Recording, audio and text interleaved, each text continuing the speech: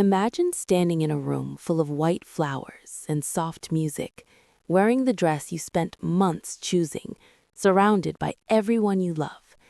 Imagine checking your watch for the 10th time in 5 minutes, your heart racing with excitement that's slowly turning into something else, something colder, something that feels like dread. Now imagine realizing that the man you were supposed to marry isn't coming, that he's left you standing there in front of 200 people, waiting for a future that will never arrive. This is Paige's story, and if you've ever felt the ground shift beneath your feet when someone you trusted broke your heart, if you've ever had to pick up the pieces of a life you thought was certain, then this story is for you too. Paige Mitchell was 52 years old on the day she was supposed to become Paige Harrison. She stood in the bridal suite of the Riverside Country Club, looking at herself in the full-length mirror, and thought she'd never been more beautiful. The ivory lace dress fit perfectly, her makeup was flawless. Her sister Karen had done her hair in soft waves that made her feel elegant and timeless, not like she was trying too hard to recapture her youth. "You look absolutely stunning," Karen said, standing behind her with tears in her eyes. "Cooper is going to lose his mind when he sees you." Paige smiled at her reflection. Cooper, her fiancé of 2 years, her partner for 5, the man who'd proposed on a beach in Maine last summer, getting down on a knee in the sand despite his bad hip, making her laugh and cry at the same time. The man who'd held her through her mother's funeral 8 months ago, who'd sat with her in the dark when the grief felt too heavy to carry alone. The man who, at this very moment, should have been waiting for her at the end of the aisle. The wedding was supposed to start at 2 o'clock. At 1:45, everything was still perfect. The string quartet was playing softly in the garden. The guests were seated. The late September sun casts golden light through the trees, making everything look like a painting. At 1:50, Paige's best friend Monica came into the bridal suite with a strange expression on her face. "Have you heard from Cooper?" she asked, trying to sound casual but failing. Paige frowned. "Not since this morning. Why?" "His best man, Jake, just called. Cooper's not at the venue yet. They can't find him." At first, Paige laughed. It was nerves, she thought, or traffic, or he'd forgotten something at home and had to turn back. There were 1,000 reasonable explanations for a groom running late to his own wedding. But then 2 o'clock came and went, then 2:15, then 2:30. The guests started shifting in their seats. Whispers rippled through the crowd like wind through wheat. Paige sat in the bridal suite, her hands shaking, while Monica tried calling Cooper's phone over and over, each call going straight to voicemail. "I'm sure he's on his way," Karen kept saying, but her voice had gone tight with worry. "There's probably maybe his phone died? Maybe he's stuck in traffic." At 2:45, Jake appeared in the doorway of the bridal suite. His face told Paige everything she needed to know before he even opened his mouth. "He's not coming," Jake said quietly. "I'm so sorry, Paige. I've been to his apartment. His car is gone. I've called everyone we know. He's not coming." Have you ever had a moment where reality fractures? Where the world you thought you knew splits into before and after? Where your brain can't process what's happening because it's too absurd, too cruel, too impossible to be true? That was Paige at 2:45 on September 23rd, sitting in her wedding dress, understanding with horrible clarity that Cooper had left her at the altar. Not just left her, chosen to abandon her on the day they were supposed to promise each other forever, in front of her family, her friends, her colleagues, in front of his family too. His mother was out there in the 3rd row, probably dying of embarrassment. "I don't understand," Paige said, and her voice sounded strange to her own ears, distant, like it belonged to someone else. "Did something happen? Is he okay? Was there an accident?" Jake shook his head. "His stuff is packed. Some of his clothes are gone. It looks like this was planned." Those words hit Paige like a physical blow. Planned?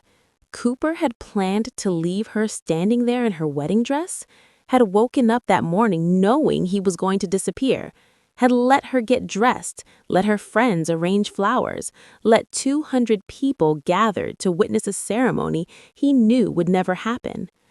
Monica grabbed Paige's hand. "What do you want to do?" Paige looked around the bridal suite, at her dress in the mirror, at the bouquet of white roses and baby's breath sitting on the table, at her shoes that pinched her feet but looked so perfect with the dress, at the life she'd imagined that had just evaporated like morning mist. "I have to tell them," she said quietly. "I have to go out there and tell everyone that there's not going to be a wedding today. I'm so sorry you all came here for nothing." The gasps and murmurs that followed would echo in Paige's mind for months afterward. But what she'd remember most clearly was the look on Cooper's mother's face, shocked, horrified, and then, surprisingly, not that surprised.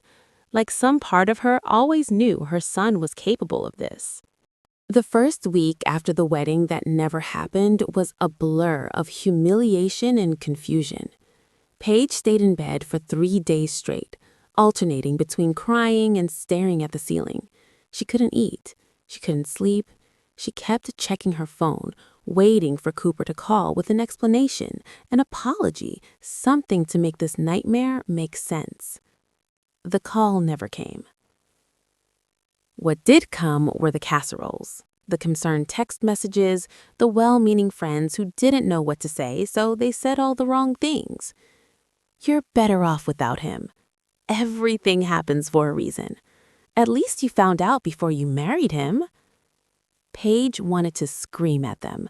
She was supposed to marry him. She was supposed to wake up next to him for the rest of her life. She was supposed to grow old with this man, face whatever came next together, and he'd thrown it all away without even having the courage to tell her why. On day 4, Monica showed up at Paige's house with coffee and determination. "Okay, enough," she said, opening the curtains and letting brutal sunlight flood the bedroom.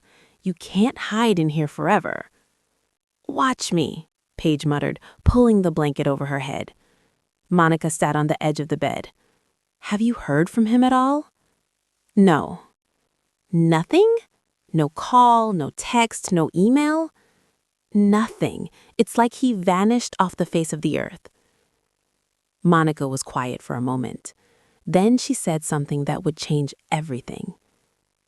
"Do you know what I think? I think he's a coward.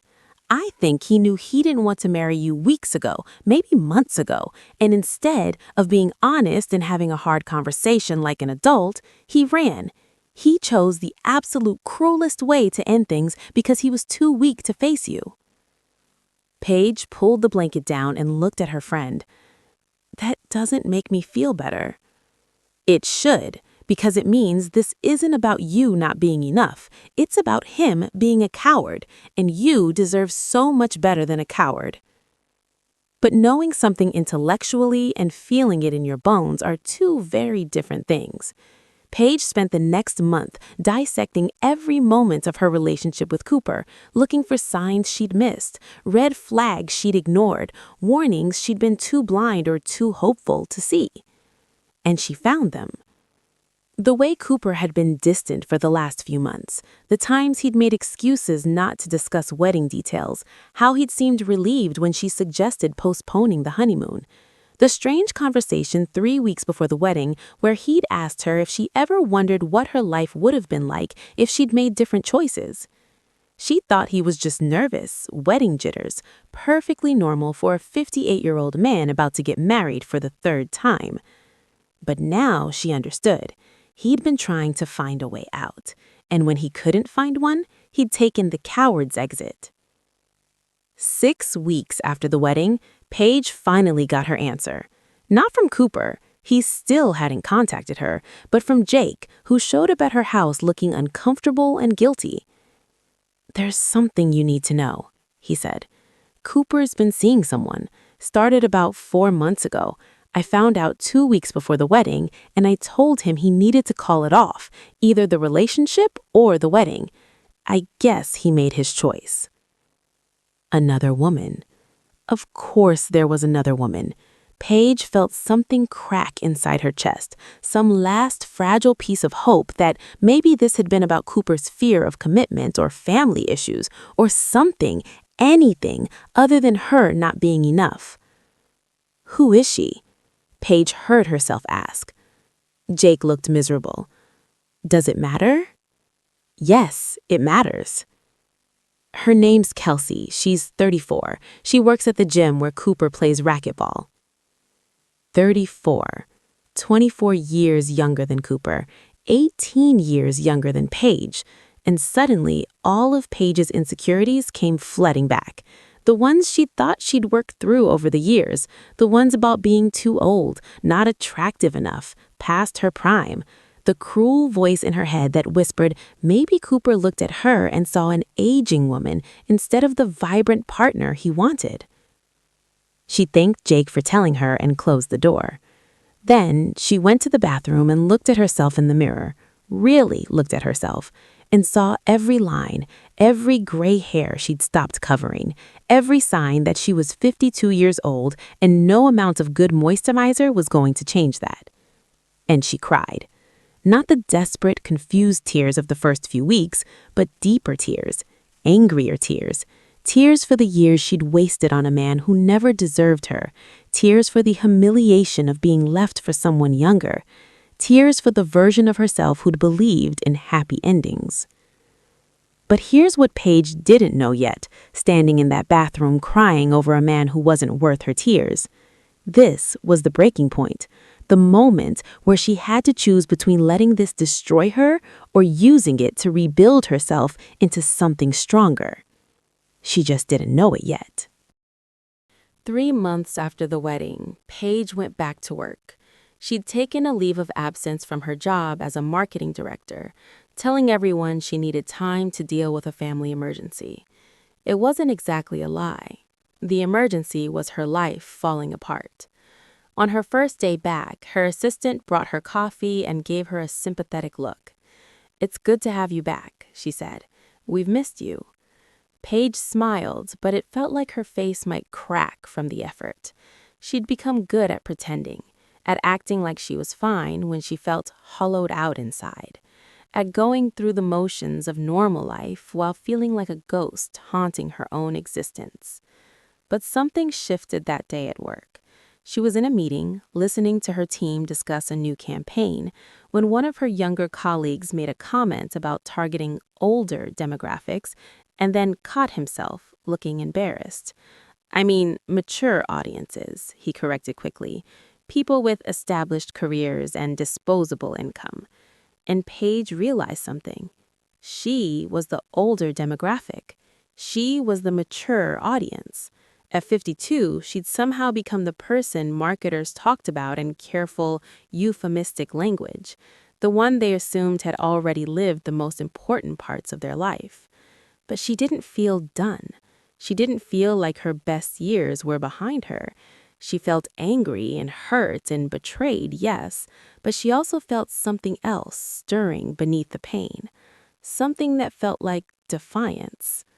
That night, Paige did something she hadn't done in months. She got dressed in real clothes, not sweatpants, not pajamas, but actual jeans and a nice sweater. She put on makeup. She drove to the wine bar where Monica and Paige used to meet before Cooper came into the picture and monopolized all her free time. Monica was already there, her face lighting up when she saw Paige walk in. "Look at you," she said, standing to hug her. "You look amazing." "I look like I'm trying, but I'm here, so that's something." They talked for 3 hours that night, about everything and nothing. About Monica's daughter's college applications, about the new restaurant that had opened downtown, about the book Monica was reading and the show Paige had been binge-watching when she couldn't sleep. And for 3 hours, Paige didn't think about Cooper once. When she got home that night, she looked around her apartment, the one she'd been planning to move out of because Cooper wanted them to buy a house together, the one that suddenly felt like a sanctuary instead of a holding pattern.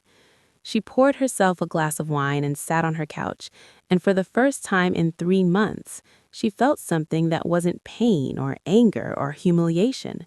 She felt free. The next morning, Paige woke up early and went for a run. She hadn't run in years, and she only made it half a mile before she had to stop, gasping and sweating. But she'd done it. She'd gotten out of bed with a purpose that wasn't work or obligation. The day after that, she called her sister. "I want to take that trip we always talked about. Italy. Just the two of us. Are you in?" Karen was quiet for a moment. "Are you sure? I mean, don't you need to save money after everything?" "I have the money I saved for the wedding, and I'm not going to sit here and let it remind me of what I lost. I'm going to use it to give myself something I've always wanted." And that was how, 4 months after being left at the altar, Paige found herself in Rome with her sister, eating gelato and walking through ancient ruins and feeling more alive than she had in years. One evening, they were sitting at a cafe in Trastevere, watching the sunset paint the buildings in shades of gold and pink, when Karen said something that made Paige pause. "You seem different, lighter somehow." Paige thought about that. "I think I am. I think somewhere along the way I stopped defining myself by Cooper's absence and started remembering who I was before him, who I still am. And who's that? Someone who doesn't need a man to complete her. Someone who's interesting and capable and worthwhile all on her own." It sounds simple when you say it like that, almost too simple. But for Paige, it was a revelation. She'd spent so much of her adult life in relationships, moving from one partner to the next, always defining herself in relation to someone else. After her divorce, she was someone's ex-wife. With Cooper, she was someone's fiancé. But who was she when she was just Paige? The answer, she was discovering, was someone pretty remarkable. 6 months after the wedding that never happened, Paige was having coffee at her favorite cafe when Cooper walked in. Her first instinct was to leave, to grab her things and run before he saw her. But then something stopped her. Some new part of herself that refused to be chased out of her own favorite place by a man who'd forfeited the right to make her uncomfortable. So she stayed. And when Cooper's eyes met hers across the cafe, she didn't look away. He walked over slowly, like he was approaching a wild animal that might bolt. "Paige, hi. Can I sit down?" She looked at him for a long moment, really looked at him, and realized that the man she'd planned to marry looked smaller somehow, older, tired in a way that had nothing to do with age and everything to do with the weight of the choices he'd made. "Sure," she said finally. Cooper sat down, his hands wrapped around a coffee cup like he needed something to hold on to. "I know I'm probably the last person you want to see," he started. "You're right about that. I owe you an explanation, an apology. I owe you so much more than that, but—" "Why did you do it?" Paige interrupted. She was surprised by how calm her voice sounded. "Why didn't you just tell me you didn't want to get married? Why did you let it get all the way to the wedding day?" Cooper looked down at his coffee. "I was scared. I thought if I went through with it, my feelings would change, that I'd feel ready. But the closer it got, the more panicked I felt, and I didn't know how to tell you without hurting you." "So you thought leaving me at the altar would hurt less?" I know how insane that sounds. I wasn't thinking clearly. I ran. With Kelsey." Cooper's head snapped up. "You know about that." "I know about a lot of things now," Paige said. "I know that you've been seeing her for months while planning a wedding with me. I know that she's 24 years younger than you. I know that you're a coward who couldn't have an honest conversation, so you chose the cruelest option instead." Cooper flinched like she'd slapped him. "I'm sorry. I know that doesn't mean anything, but I am. What I did was unforgivable." "You're right, it is unforgivable. So I'm not going to forgive you." Cooper looked shocked, like he'd expected her to absolve him, to make him feel better about the terrible thing he'd done. "But I am going to thank you," Paige continued. "Thank me?" "For showing me exactly who you are before I legally tied myself to you, for giving me the chance to build a life that doesn't include someone who would betray me like that, for teaching me that I'm stronger than I ever gave myself credit for." She stood up then, gathering her things. Cooper looked up at her with something like desperation in his eyes. "Are you happy with Kelsey?" Cooper hesitated. "It's complicated." Paige laughed, and it was genuine. "I bet it is. You know what's not complicated? Being with someone who respects you enough to be honest, who loves you enough to stay, who has the courage to have hard conversations instead of running away. I hope you figure that out someday, Cooper. I really do." She walked out of that cafe with her head high, and she didn't look back. And as she stepped into the bright afternoon sunshine, she realized something profound. Cooper leaving her at the altar had been the worst thing that ever happened to her, but it had also been the beginning of the best thing, finding herself again. 1 year after the wedding, Paige threw a party. Not a pity party, not a moving on party, just a regular party with her friends and family, celebrating nothing and everything. She'd redecorated her apartment, taken up pottery classes, started a book club, reconnected with old friends she'd neglected during her years with Cooper. She'd even gone on a few dates, though nothing serious. She wasn't looking for serious.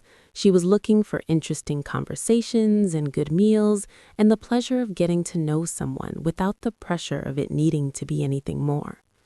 At the party, Monica pulled her aside. "You seem really happy," she said, "like genuinely happy, not just pretending." "I am happy," Paige said, surprised to realize how true it was. "It took me a while to get here, but I am." "Do you ever think about Cooper?" "Sometimes, but not the way I used to. I don't wonder what I did wrong anymore. I don't question my worth. I just think about how lucky I am that he showed me who he was before I wasted more of my life on him." Later that night, after everyone had gone home, Paige stood in her apartment and looked at the life she'd built. It wasn't the life she'd planned a year ago. It was better. It was hers, built on her own terms, filled with people who valued her, shaped by her own choices and dreams. She thought about the woman she'd been on that September day, standing in a wedding dress, waiting for a man who never came. How devastated that woman had been. How certain she'd been that this was the worst thing that could ever happen to her. And then she thought about the woman she was now, stronger, more confident, more herself than she'd been in years. A woman who knew her worth wasn't determined by whether someone chose to stay or leave. A woman who'd learned that being alone was better than being with someone who made her feel small. Paige had learned something in that terrible year. She'd learned that heartbreak doesn't kill you, even when it feels like it will. She'd learned that humiliation fades, but self-respect lasts forever. She'd learned that the only person who could define her worth was herself. Most importantly, she'd learned that being left at the altar wasn't the end of her story. It was just the end of a chapter. And the next chapter, the one she was writing now, it was turning out to be pretty damn good. Paige's story doesn't have a fairy tale ending. She didn't meet someone new who swept her off her feet. She didn't get revenge on Cooper or dramatic closure or any of the things we're told we need to move on from heartbreak. What she got was something better. She got herself back. She got the understanding that her value doesn't depend on someone else seeing it, that she can be complete and whole and wonderfully imperfect all on her own, that at 52, 55, 60, or any age, she has the right to demand respect, honesty, and genuine love, or nothing at all. If this story resonated with you and you've ever been left, betrayed, or made to feel like you weren't enough, Paige's story is for you. You are enough. You were always enough. And anyone who makes you question that isn't worthy of the space they occupy in your heart. Healing isn't linear. Some days will be harder than others. You'll have moments when you question everything, when the pain feels fresh all over again. But you'll also have moments of surprising joy, of unexpected laughter, of realizing that you're stronger than you ever imagined. The question isn't whether you'll survive heartbreak. You will. The question is, who will you choose to become in the aftermath? Will you let it diminish you, or will you let it reveal the incredible strength you've had all along? Paige chose strength. She chose herself, and that choice changed everything. Have you ever had to rebuild your life after betrayal? What did you learn about yourself in the process?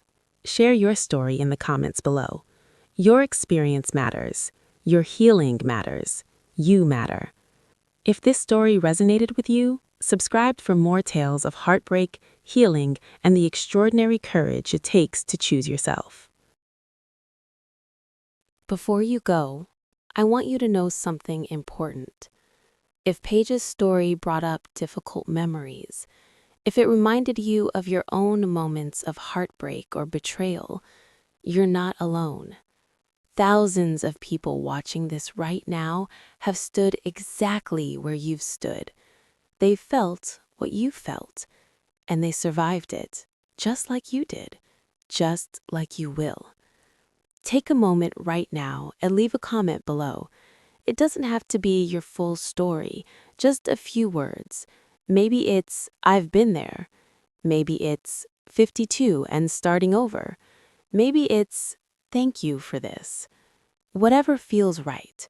Because when you share, even in the smallest way, you're not just helping yourself heal, you're helping someone else who's reading through these comments at 2 a.m., feeling alone, realize that they're not. This community, it's built on stories like yours, on courage like yours, on the strength it takes to say, "That happened to me, and I'm still here." So don't just watch and leave. Stay, share, connect. And if you're not ready to share your story yet, that's okay too. Just hit that subscribe button so you'll be here when you are ready, because we'll still be here, telling stories, holding space, reminding each other that we're stronger than the things that try to break us. You matter. Your story matters. And we're so glad you're here.